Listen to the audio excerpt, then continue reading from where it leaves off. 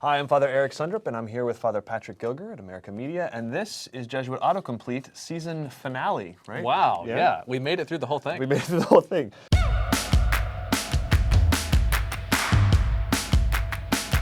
We need you to subscribe. If you want to see another season, you've got to subscribe. You know where to do that. He's coercing you, not me. And I'm completely okay with it.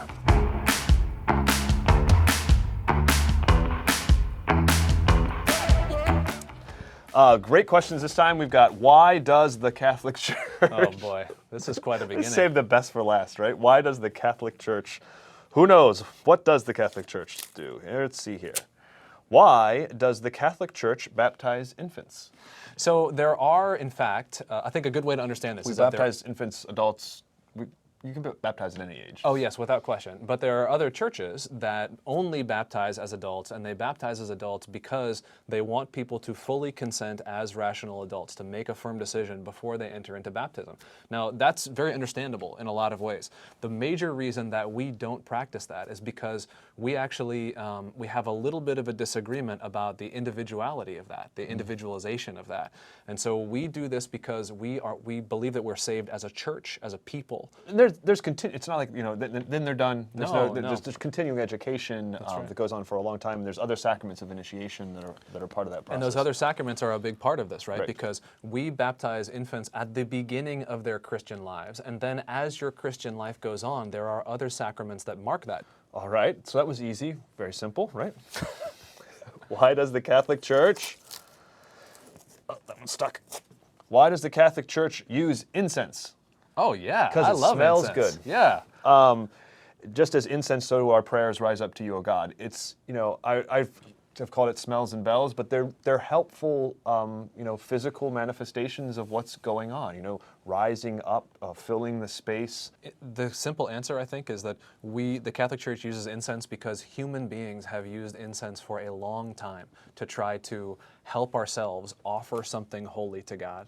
This mysterious entity. Yeah, I think mystery is important there too. It's you know, human beings experience mystery through their senses, and incense is one of those things that captures your senses. You know, you smell it, you see it, and that's an important way of us trying to come into contact with the mystery of what it means to be with this, you know, God who loves us beyond imagining, and pray and raise all these things up to God. It's such a gift. Yep, we use it because it works. Yeah. These are well put together. I'm going to rip faster there. Why does the Catholic Church use Latin? Oh, yeah. Well, the simple answer is that the Catholic Church uses Latin because that was the main language of the Roman Empire when we were officially stopped being persecuted by Constantine. Yeah. So this is the language of common use throughout this entire place. So that became the norm. It's another, because it worked. When you do an official document for a Yes. church that represents so many different language groups, so many cultures, you gotta write it in something, right? Yeah. So you write that in Latin, that's the official one, and then all the translations can come from that one. Mm-hmm. So there's a sort of a bureaucratic importance to that as well.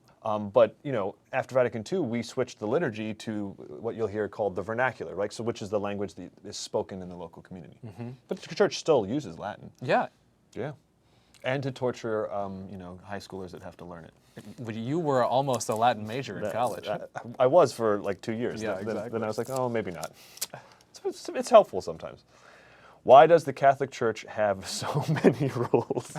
I ask the same question all the time. Why? I think there's a couple things going on there.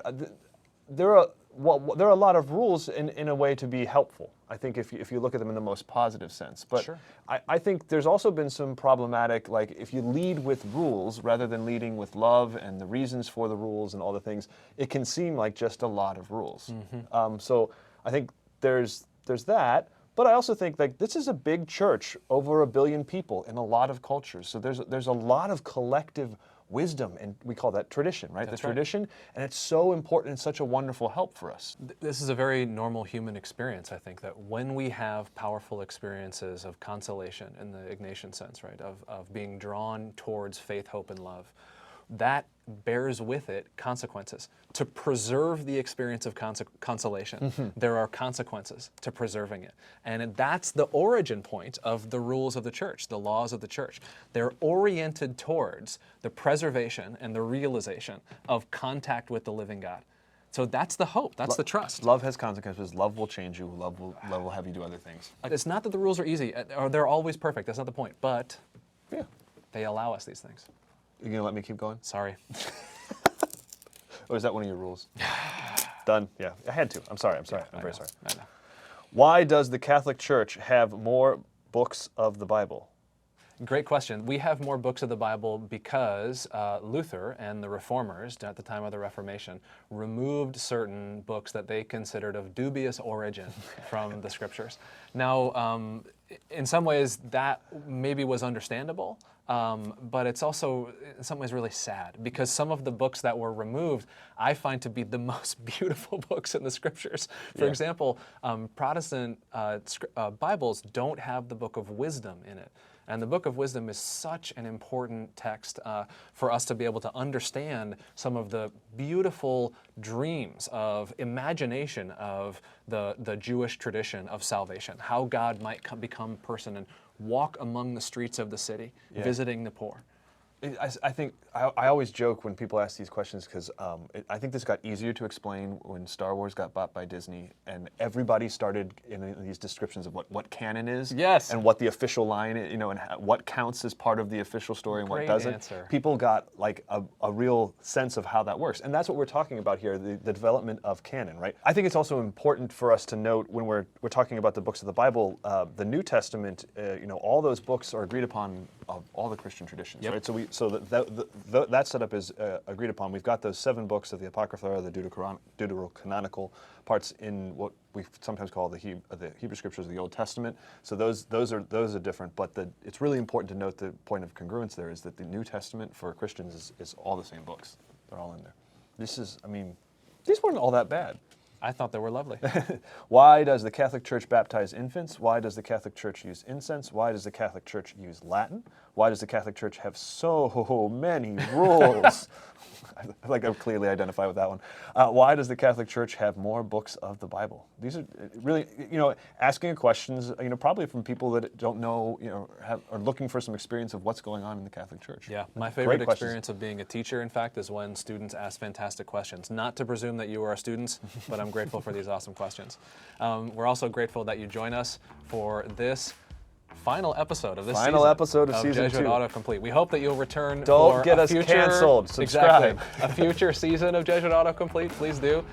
If you would like to see them or see some of the past episodes, please subscribe to our YouTube channel and you can catch all of our content there. On behalf of America Media and Father Eric Sundrup, I am Father Patrick Gilger. Thank you again for joining us.